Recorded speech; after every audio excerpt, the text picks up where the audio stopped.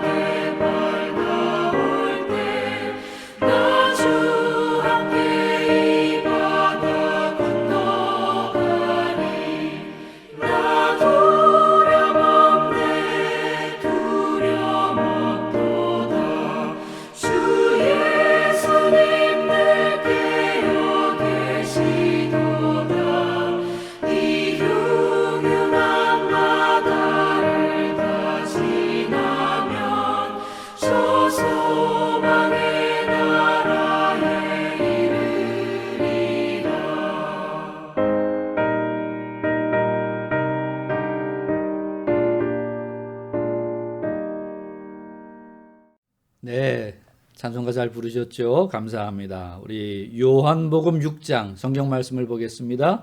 요한복음 6장 16절부터 21절까지 말씀, 오늘 설교의 본문입니다.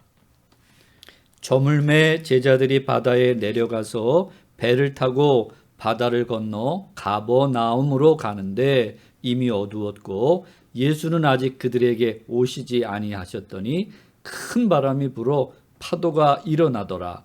제자들이 노를 저어 12여리쯤 가다가 예수께서 바다 위로 걸어 배에 가까이 오심을 보고 두려워하거늘 이르시되 내니 두려워하지 말라 하신대 이에 기뻐서 배로 영접하니 배는 곧 그들이 가려던 땅에 이르렀더라. 아멘. 다시 한번 인사합니다. 할렐루야. 우리 예배 자리에 나온 모든 교우들을 주의 이름으로 축복합니다. 주님이 큰 은혜 주시기를 다시 한번 주님의 이름으로 축원합니다. 주일 저녁에 요한복음에 나와 있는 표적들을 요새 제가 설교하고 있지요. 요한복음에는 7개의 표적이 있습니다. 그 중에 4가지 표적을 했고요. 오늘 5번째 표적이에요. 물 위를 걸어가신 예수님 이야기, 이것이 5번째 표적입니다. 앞에 4가지 표적 기억나시나요? 첫 번째는 물이 변하여 포도주가 되게 하신 표적, 그렇죠? 가나의 혼인집에서. 두 번째는 신하의 아들, 어떻게 보면 죽은 아들이에요. 근데 멀리 떨어져 있었지만 예수님이 말씀으로 고쳐주셨어요. 또 38년 된 병자, 38년이나 됐으니 뭐 희망도 없고 뭐 나으리라 기대할 수도 없는데 예수님이 고쳐주신 이야기. 그리고 우리 지난번에 오병이어의 기적이죠.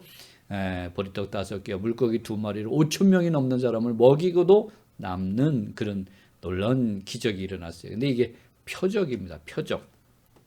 표적은 목적이 있다 그랬습니다. 표적은 예수님이 하나님이신 것을 알려주시기 위해서, 가르쳐 주시기 위해서, 깨우쳐 주시기 위해서 일으키신 기적을 표적이라 그래요. 그냥 놀라운 일이 아니고요.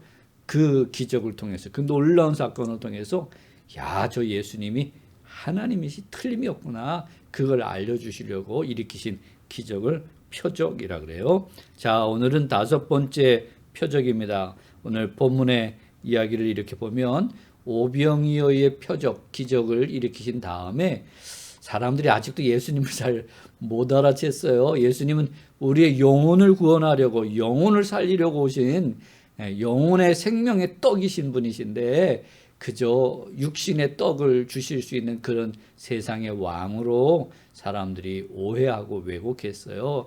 그래서 예수님은 다시 산으로 기도하러 올라가시고요. 그리고 제자들은 배 타고 가버나움이라고 하는 곳에 가라 그랬어요. 이 배를 어디서 타냐면 갈릴리 호수예요. 그런데 이 이스라엘 사람들은 이 호수가 굉장히 큰 호수인데 이 호수를 바다라고도 그렇게 표현합니다. 그래서 오늘 성경에 바다라는 표현을 쓰는데 갈릴리 호수고요.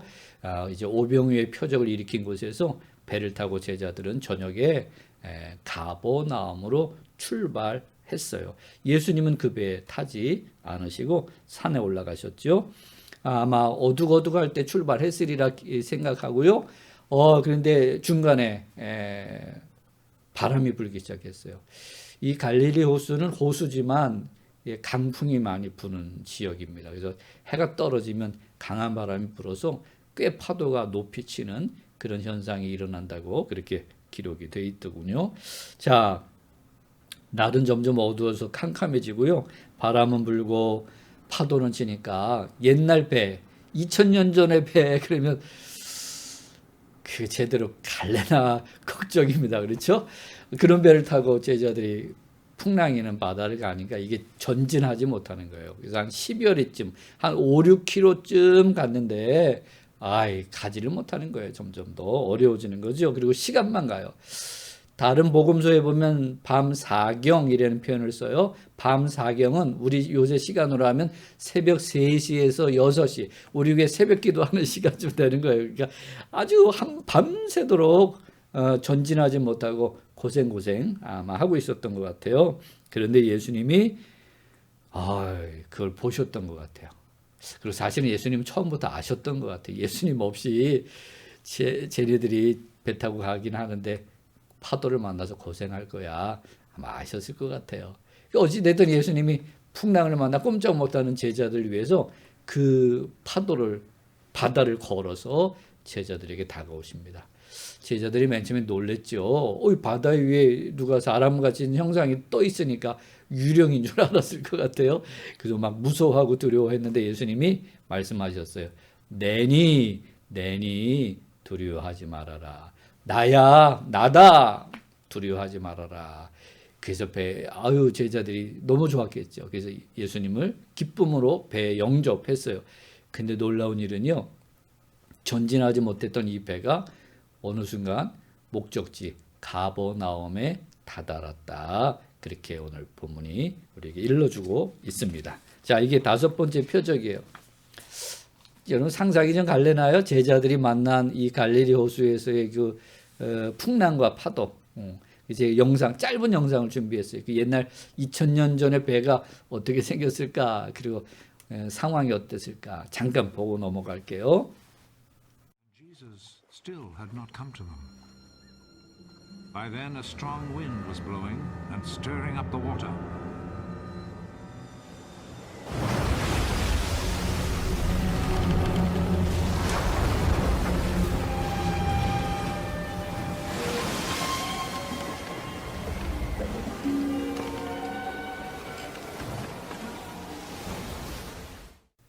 네, 잘 보셨죠? 아이고, 저기서 살아남은 게 기적이죠, 기적. 그죠? 어떻게 저 배 타고 저런 파도를 견딜 수 있을까? 그리고 저렇게 파도가 치면 꼼짝도 못하고 헤맬 수밖에 없는 그런 현실일 것 같아요. 깜깜한 밤에 큰 파도를 만났어요. 그야말로 살 길이 캄캄합니다. 저는 캄캄하다는 표현을 썼는데 캄캄해요, 캄캄해. 오늘 본문에도 재미있는 표현들이 나와요. 저물매, 밤에 이런 표현들. 또 바다, 바람, 풍랑, 파도 이런 표현들이 나오죠. 이게 느낌이 안 좋잖아요. 여기에는 뭐가 깔려 있냐면 죽음의 그림자가 깔려 있어요. 그렇죠? 저물매, 밤에 큰 바람과 파도 이런 모습을 이렇게 말씀들을 생각해 보면 굉장히 절망적입니다. 이 제자들 큰일 났구나. 큰일 났구나. 어렵겠다. 힘들겠다. 그런 걸 보게 돼요. 오늘 제자들의 탄 배는 우리들이 잘 들여다봐야 되는데 누가 안 계시냐면 예수님이 안 계세요. 그 신학적인 표현으로 예수님의 부재라는 표현을 써요. 또는 하나님의 부재. 예수님이 안 계시다는 거예요. 하나님 안 계시다는 거예요. 어린애들 어린이집이나 또 학교 갔다 오면 문 딱 열고 누구 불러요? 엄마 부르잖아요. 엄마. 그 엄마가 있으면 안심이 돼요. 그렇죠? 그리고 다 해결이 돼. 근데 엄마가 없으면 애들이 얼굴이 하얘져요. 사색이 돼요. 아빠 있으면 소용없어요. 아빠는 소용없고 엄마가 있어야 돼요. 엄마가 부재하면 큰일 납니다. 엄마들이 위대하고요. 엄마들이 대단해요. 근데 오늘 이 배에 제자들만 있었던 거예요. 이 제자들 가운데 우리가 잘 아는 베드로, 뭐 안드레, 그렇죠? 야고보, 요한 이런 사람들 다 어부 출신이에요. 배 타는데 선수예요. 그런데 누가 없으니까 소용없냐면 예수님이 안 계시니까 큰일 났어요. 캄캄합니다. 다 어려움을 당하고요. 전진하지 못하게 됐어요. 이런 모습이 오늘 본문에 있습니다. 이것이 하나님을 잃어버린 인간의 현실 또는 실존이라고 할 수 있겠죠. 하나님 없는 인간의 실존. 그것은 캄캄한 바다에 큰 바람과 파도를 만난 배와 같은 신세. 그게 하나님을 잃어버린 인생의 현실이고요. 실존이라고 성경은 우리에게 일러주고 있는 말씀입니다. 하나님이 안 계시면요. 그 영적으로 죽었다 그래요. 오늘 어둠, 저물매, 그렇죠? 밤에 이게 다 죽음을 의미하는 거예요. 하나님이 안 계신 게 죽음이에요. 하나님 없는 인생은 죽음이에요. 오늘 바로 앞에 네 번째 표적에서 예수님은 내가 생명의 떡이다. 그거 알려주시려고 그랬잖아요. 나를 먹어야 내가 너희들 안에 있어야 너희들은 생명을 얻은 거야. 영생을 얻은 거야. 그거 알려주시려고 오병이어의 표적을 일으키셨는데 그건 모르고 그냥 육신에 배부를 것만 생각하는 어리석은 인생들이 있었잖아요. 예수님이 우리 안에 계셔야 돼요. 예수님을 먹어야 돼요. 예수님을 모셔야 돼요. 믿음으로. 그래야 생명을 얻은 사람이고 그 사람을 산 사람이라 그래요. 근데 예수님이 그 안에 안 계시면 오늘 이 제자들의 모습처럼 죽은 거예요. 죽은 목숨입니다. 영적으로 죽은 것이에요. 아무리 애를 써도 노를 젓고 뭐 별짓을 다 해도 이 세상의 것으로는 또 자기 힘으로는 자기 능력으로는 자기 지식과 경험으로는 자기 신념으로는 자기를 구원할 수 없는 그런 현실. 이게 오늘 제자들의 모습이에요. 절망적이지요. 그런데 놀라운 일 빛이 비쳤어요. 그 깜깜한 파도치는 바람 불고 파도치는 이 바다 위를 누가 걸어오셨어요? 예수님이 걸어오셨어요. 할렐루야지요. 예수님 안 계시니까 이렇게 어려운데 주님이 찾아오셨어요. 그렇죠? 물 위를 걸어온다고 하는 것은 기적입니다.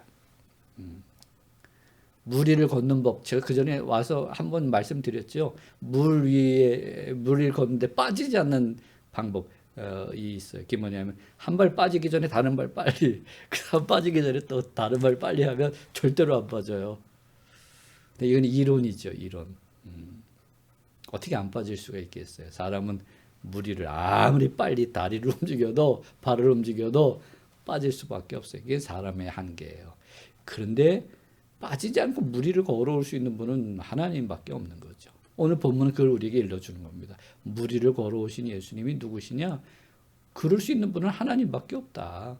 그러니 이 예수님, 물 위를 걸어오신 예수님이 하나님이신 것을 좀 봐라. 그렇게 우리에게 일러주는 그런 말씀이에요. 그러면서 오늘 이 본문이 하나님이 우리에게 하시는 일이 뭔지를 또 잘 설명해 주고 있는데, 하나님이 우리와 함께 하신다는 걸 우리에게 보여주고 계십니다.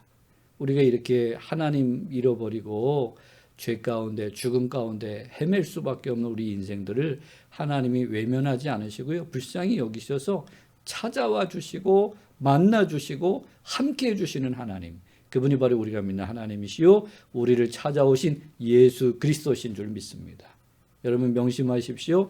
예수 그리스도를 믿는 사람은 주님이 늘 함께 하시는 줄 믿습니다.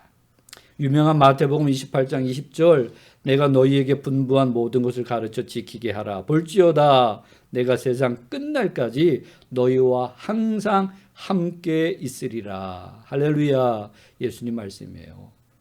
여러분 하나님의 자녀들이 있는 곳에 우리 주님이 항상 함께 계시는 줄 믿습니다.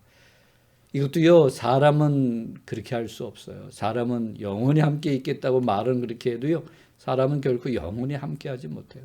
우리 부모님들도 우리와 영원히 함께 하지 못하시고요, 우리 자식들도 우리와 영원히 함께 하지 못해요. 그렇죠? 내 남편도 내 아내도 마찬가지입니다.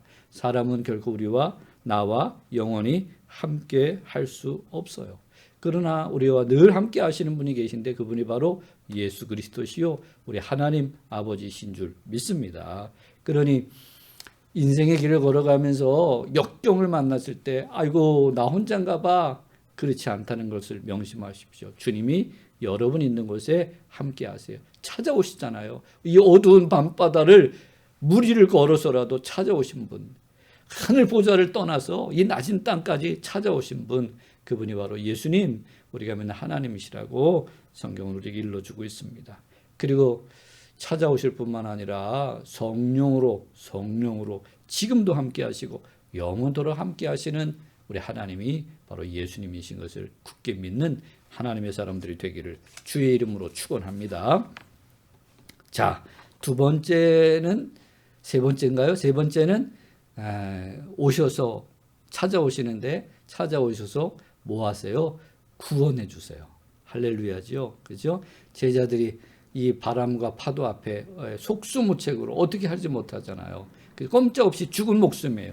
근데 주님이 거기서 그들을 건져내셨어요. 구원해 주셨습니다. 그렇죠?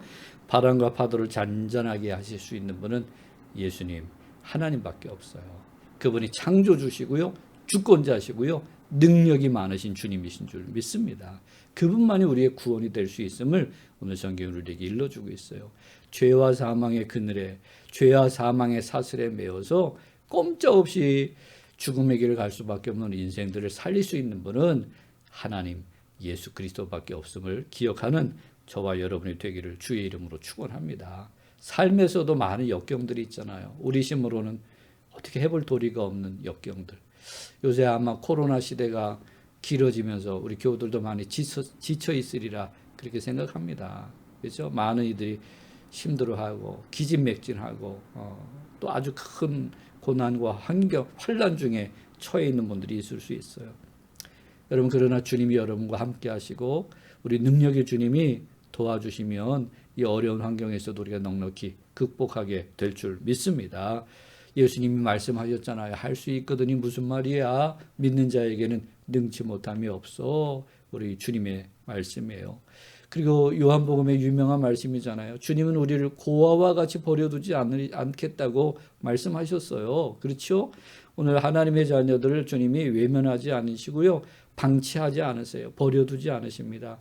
무리를 걸어서라도 찾아오신 예수님, 할렐루야. 그분이 우리의 어려운 자리에 찾아오셔서 반드시 우리를 도와주시고 구해 주실 줄 믿습니다. 이 믿음을 가지고 소망과 용기를 갖게 되기를 주의 이름으로 축원합니다. 그 다음에 오늘 본문을 보면 예수님이 무리를 걸어오신 예수님이 뭐 하시냐? 인도해 주세요. 인도. 그렇죠? 원래 이 제자들의 목적지가 어디예요? 가버나움이라고 하는 동네로 가는 길이에요.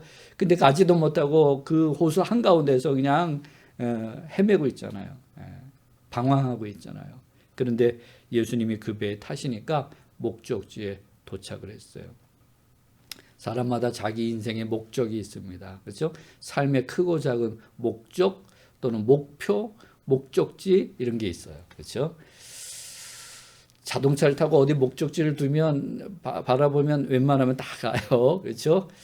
근데 우리가 애쓰고 힘써도 가지 못하는 목적지도 많이 있어요. 본래 천국 가는 길은요. 우리가 어디 가고 싶어도 길이 없으면 못 가잖아요. 길이 다 끊어졌던 거예요. 그렇죠? 그래서 우리는 천국에 갈 수가 사실은 없던 존재들입니다. 죄로 인해서 천국 가는 길이 다 깨지고 무너지고 끊어졌어요. 그래서 갈 수 없는 그 길인데, 근데 누가 오셔서 길이 되셨어요? 예수님이 오셔서 길이 되어 주신 줄 믿습니다. 할렐루야죠? 예수님 말씀하셨잖아요. 내가 곧 길이요 진리요 생명이다. 나로 말미암지 않고는 아버지께로 올 자가 없다. 그러셨어요. 그렇죠? 오늘 예수님이 오신 이유는요. 우리를 인도하시려고. 어디로요? 천국으로 인도하시려고. 오늘 주님이 그래서 바다 위를 걸어서 우리에게 찾아오셨어요. 또 우리들에게 주신 사명이 있습니다. 그것이 우리들에게는 어떤 면에서 목적이에요. 목적. 여러분 각자 주님이 주신 사명이 있습니다. 그 사명을 감당하는 일도 역시 만만치가 않아요. 그러나 주님이 함께 하시고 주님이 이끌어 주시면 우리에게 주신 사명도 끝까지 잘 감당하게 될 줄 믿습니다. 저도 목사로서의 사명이 있는데 늘 두렵고 떨립니다. 늘 제가 역부족인 걸 고백하지 않을 수 없어요. 내가 과연 끝까지 달려갈 수 있을까 두려울 때가 많아요.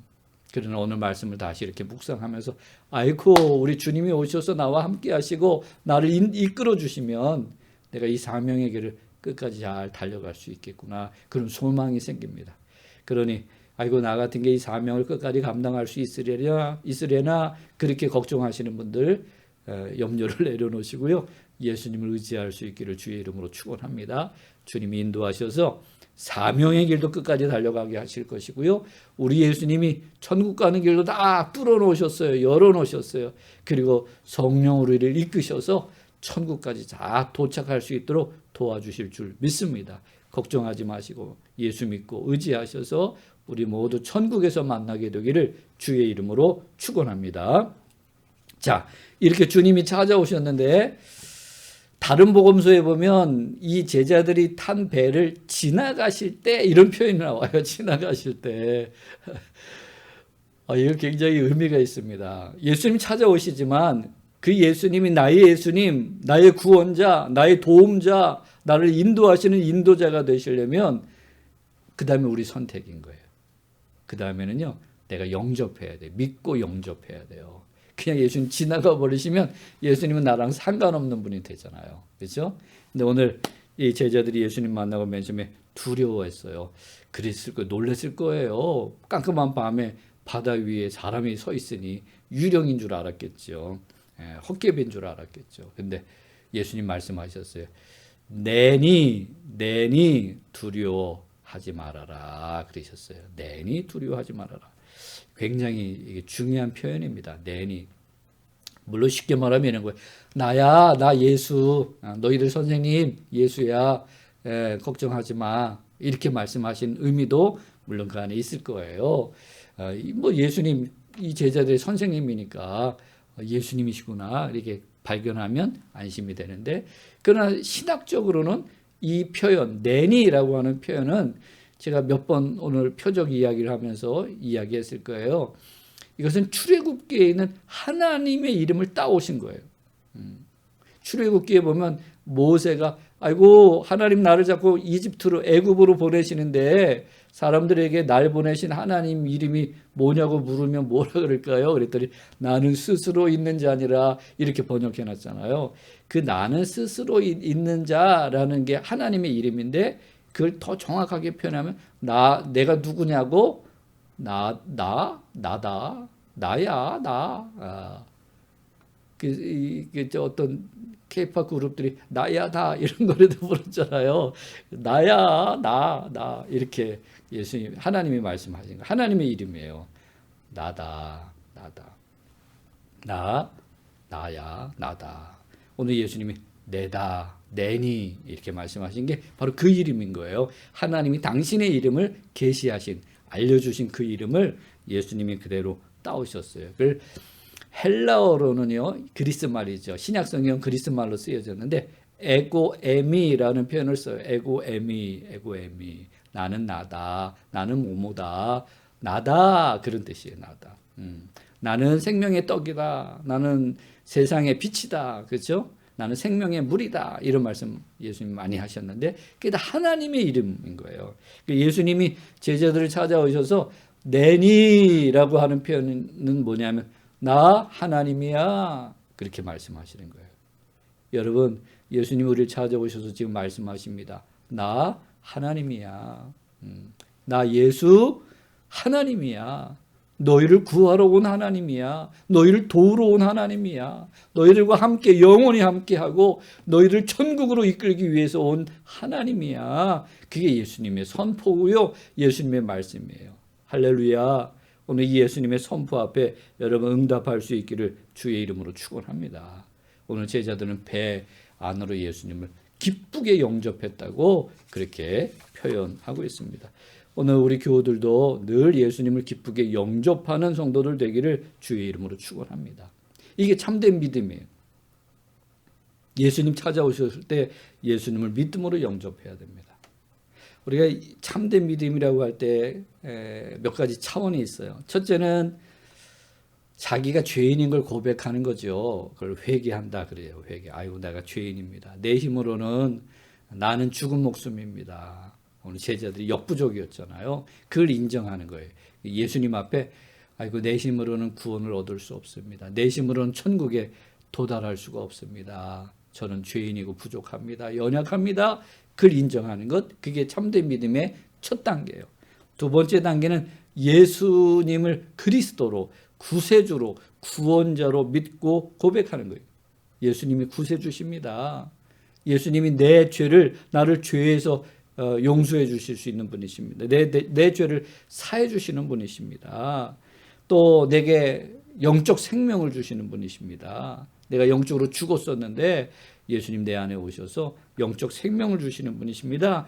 예수님이 구원자 되십니다. 이렇게 믿고 고백하는 거예요. 두 번째는 예수님을 구원자로 믿고 고백하는 성도들 되시기를 바랍니다. 세 번째는요. 오늘 영접이라는 표현을 썼는데 좀 어려운 표현이에요. 전적 위탁이라는 표현도 있어요. 나를 주님께 드리고 주님을 내 안에 모시는 거예요. 나의 주인으로, 예수님을 나의 주인으로, 예수님을 나의 왕으로, 예수님을 나의 하나님으로 모셔드리는 것. 요새 엘리야, 엘리사 이야기에 보면 이스라엘 백성들이 하나님을, 여호와 하나님을 하나님으로 인정하지 않았잖아요. 그거 잘못된 거예요. 오늘 그리스도인은요, 예수님을 나의 하나님으로, 나의 주인으로, 나의 왕으로 인정하고 모셔드리는 것. 이걸 영접이라 그래요. 오늘 우리 교회 다니는 성도들이 있는데요. 참된 신앙, 참된 교인은요. 진짜 교인은 어떤 사람이냐? 바로 이 영접이 있는 사람이에요. 예수님을 나의 주인으로 모셔드리고 나의 하나님으로 구세주로 왕으로 모셔드리는 이 영접이 있어야 돼요. 오늘 기쁘게 예수님을 나의 하나님으로 모셔드리는 영접하는 지혜롭고 복된 성도들 되기를 주의 이름으로 축원합니다. 그러할 때 그들이 원했던 목적지에 도착했다고 성경은 우리에게 일러주고 있어요. 목적지가 어디였나요? 가버나움이에요. 사실은 저는 이 본문 가지고 어떤 설교를 하고 싶었냐면 가버나움이라고 하는 제목으로 설교하고 싶었어요. 가버나움. 그래서 가버나움을 한참 공부해 봤는데 가버나움은 재미난 도시입니다. 동네예요.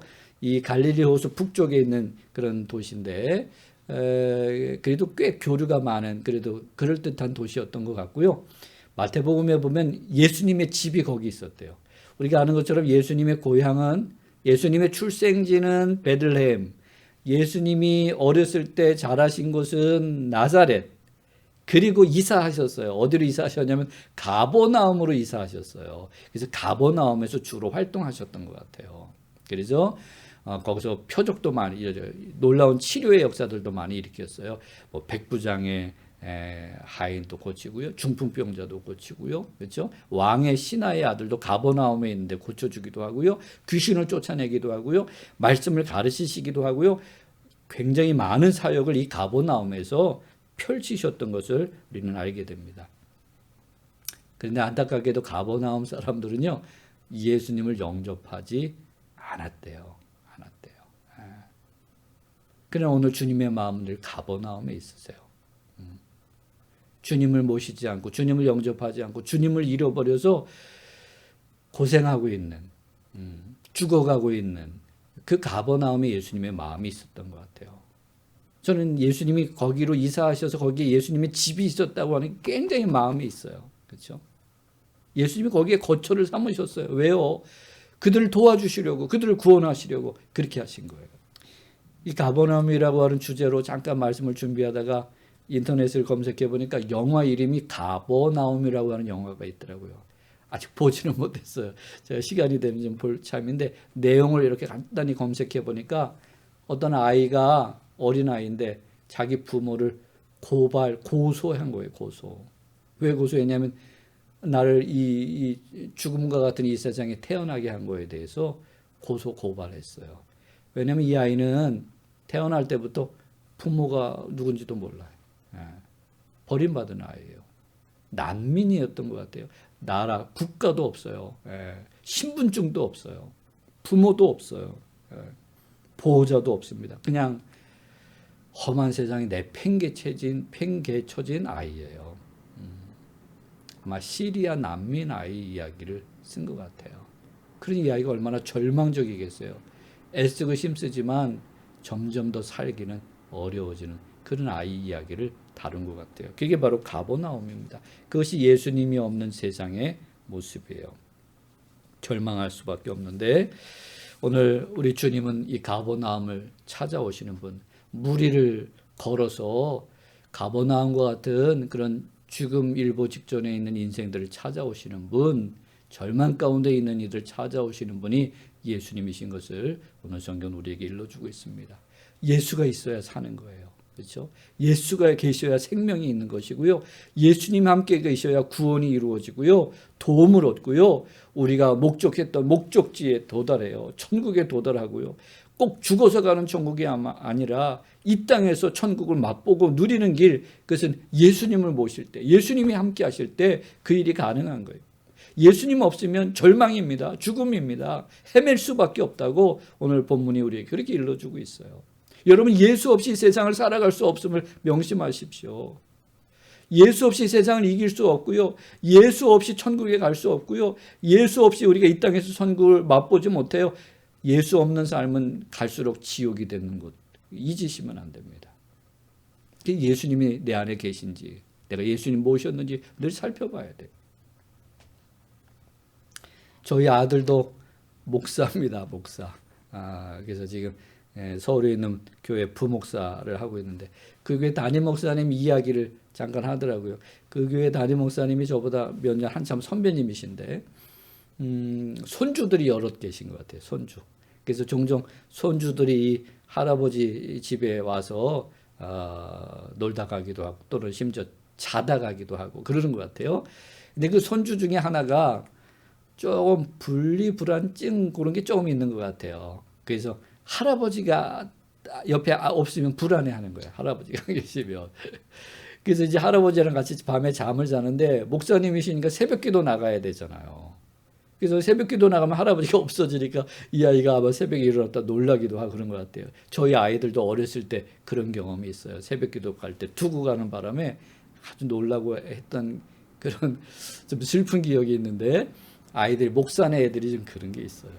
근데 이제 이 아이도 할아버지가 새벽에 사라질까 봐 걱정이 많은 거예요. 그래서 자다가 그냥 계속해서 더듬는 거예요. 옆에 할아버지 계신가 자다가 이렇게 손을 뻗어서 더듬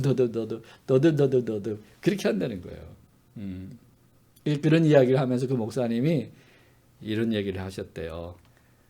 할아버지 있나 없나 찾을 게 아니라 하나님을 좀 그렇게 찾아야 될 텐데, 하나님을 좀 그렇게 찾아야 될 텐데, 그런 얘기를 하셨대요. 그 얘기를 전해주는데 아유 굉장히 은혜가 되고요, 도전이 되더라고요. 그렇죠? 여러분 누구를 계속 붙잡고 누가 함께하고 뭐가 있었으면 좋겠어요. 여러분 힘도 없는 것 의지하지 마시고요, 정말 우리의 힘이 되고 우리 구원이 되고 우리의 생명이 되시는 예수님을 그렇게 열심으로 찾는 성도들 되기를 주의 이름으로 축원합니다.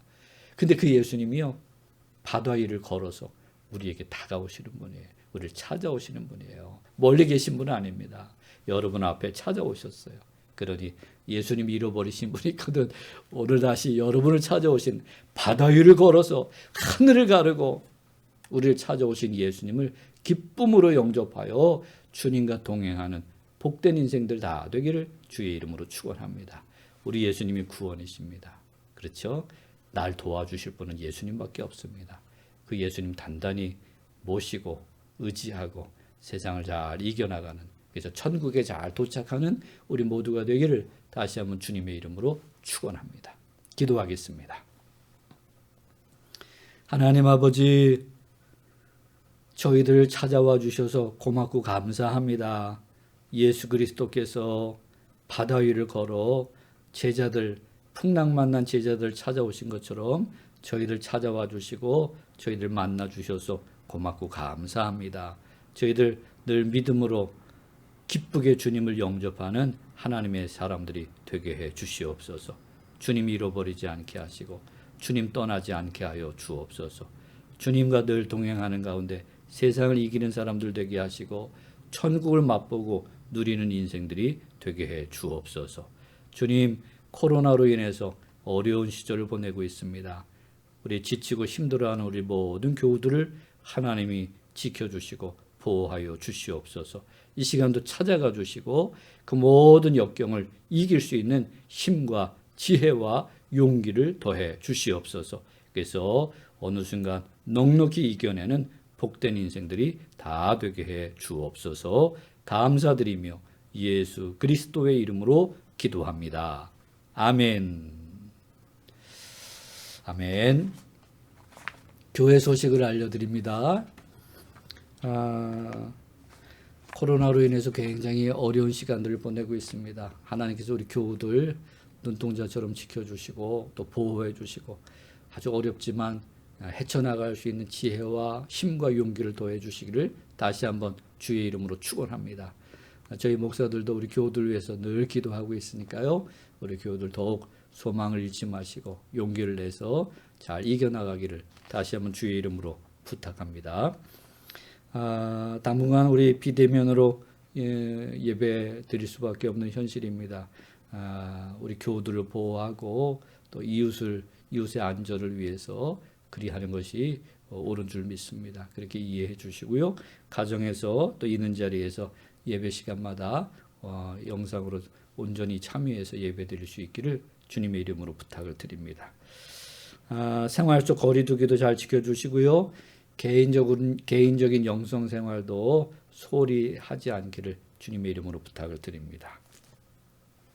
우리 교우들 다시 만날 때까지 늘 주님 안에서 평안하기를 바랍니다. 샬롬 인사를 드립니다. 축복 기도함으로 예배를 마치겠습니다. 이제는 우리 구주 예수 그리스도의 은혜와 아버지 하나님의 지극한 사랑과 늘 우리와 함께 하시고 우리를 도와주시고 이끌어 주시는 성령님의 감동이 사랑하는 성도들과 저들의 가정과 그리고 이 교회와 민족 위에 이제부터 영원히 함께 하시기를 간절히 축원합니다. 아멘. 아멘. 예배를 마칩니다. 우리 교우들 평안히 잘 지내시길 바랍니다. 감사합니다.